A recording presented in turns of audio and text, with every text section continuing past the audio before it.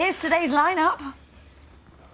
From the cobbles of Corrie to the wards of Casualty, don't miss actress Michelle Collins. Right, come on. Got a lot to get through.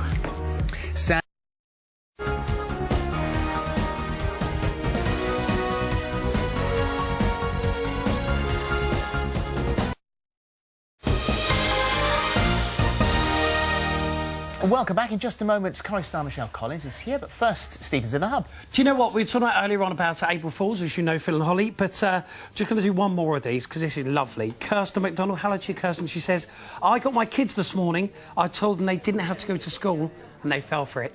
Lovely. Oh, I know, mean. I know, but come on, that's funny. Also, we were talking about 2/3 of luck now. She shot to fame as Ian Beale's calculating and cruel two-timing wife Cindy in EastEnders. But 3 years ago, actress Michelle Collins swapped Walford for Weatherfield to take over the Rovers as landlady Stella Price, who miraculously survived a hit and run, a pub fire and a murderous husband kill a car.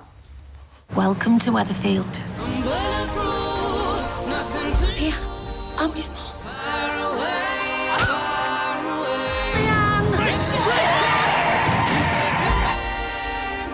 Looks like you are the new owners of the Rovers Return. Oh, yeah. You lied to me, you stole from me. I never want to see you again. Get out! Right. Let's forget about everything and just enjoy ourselves. Stella, I can explain.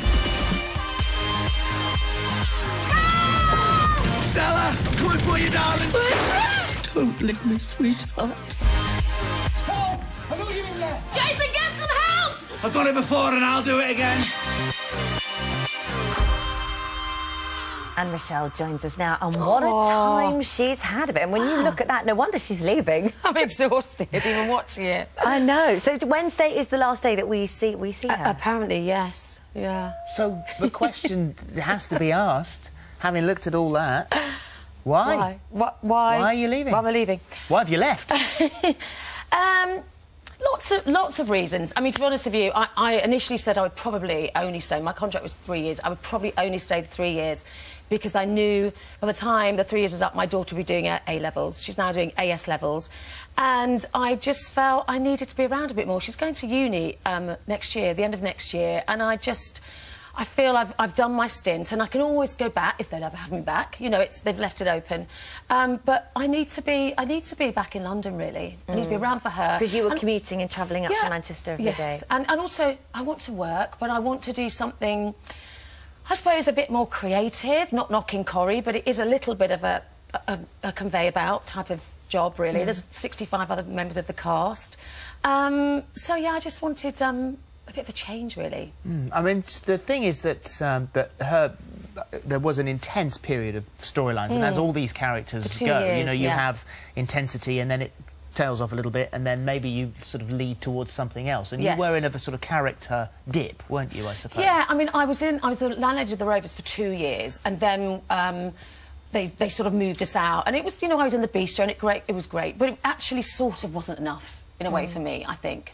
So yeah, so there were lots of reasons. Was there a big, because it seems to have happened quite suddenly, was there a big party to sort of send you on your way? For me? Yeah, because I know you left Kansas Stella, which was quite good in the... I didn't want a party. No, you did? I know, I just sort of...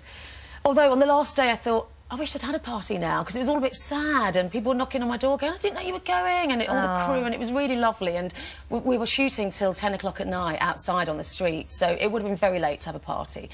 But I'll see people. I mean, I'm going up to Manchester today to promote the book as well, and I'll see everybody again. Well, the funny thing is, you said talk about the book, and the difficulty is, and we were talking about this a moment ago in the break, that you write something like this. It's all well and good writing it at your kitchen table or wherever you write, and you pour your heart out, and then you come on the telly or you go and do... You've got to talk about it. And is that terrifying? It is, in a way, because it's, you know, you've worked a long time, I've worked a long time on this, and then obviously the serialisation, you know, that is quite mortifying because they take the most sensationalist part of the book. Yeah. And the reason why I wanted to do this book as well, because I wanted it to be honest, and it had to have its ups and downs, and obviously they take the most down part of your career, and that's what they serialise, and you just think, oh God, you know, it has to be read in context. Yes, that is a part of the book that when I wrote it actually was only at half a page, but when you take it out and put it somewhere else, it becomes hugely powerful and, Do you wish really you strong. hadn't put some of the... I mean, the bits we're talking about the fact that you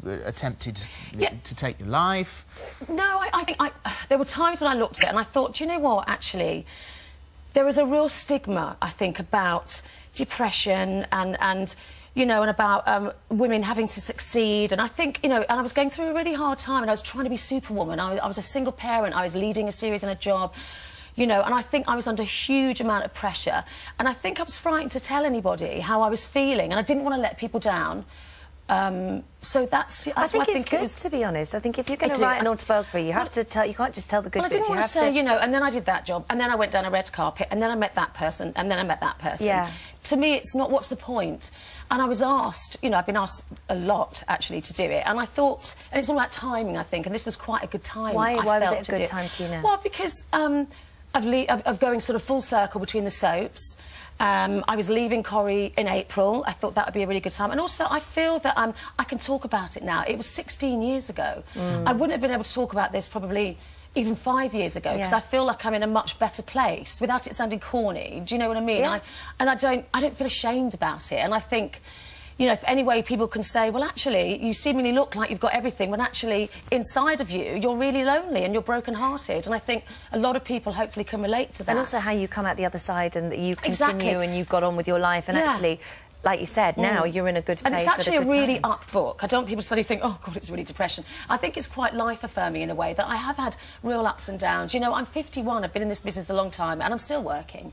So I suppose I've got to be doing something right. But it's, you know, there are a lot of failures, but there are also a lot of positive things there, which makes me the person that I am, I think. Well, you say you're still working. Of course you are, because you've got a new play coming up in Hampstead. And I know we can't talk much about that because they're still casting that, which is terrific. Lovely bit of theatre. Yeah, done nice. that for a Which is little what while. I really wanted. And also you're a Casualty down in Yes, Wales. I literally was offered that the week before I left, and I thought, no, go for it, go for it. I finished Corrie on Wednesday, and I started it on the Monday, and I dyed my hair red, but I didn't tell them. I just thought, oh, go for it. They were fine about it. But I just thought I wanted to throw myself into something. I'm a jobbing actress, and I didn't want to be snobby about anything. And I just thought, good to and I challenge loved it, yourself. actually. I've had a really great time, and Matt Bardock is lovely, so I'm having really good fun. I've got one more episode to do. Good. Well, This Is Me. That's the book we've been talking about. We'll miss you on Corrie, but thank you. Yeah, thank you. very Nice much to for see coming. you. Thank you very for having much. me. And we'll be There you go. back tomorrow. Have a lovely day. We'll see you. Ruth Jones here tomorrow. Bye. Bye.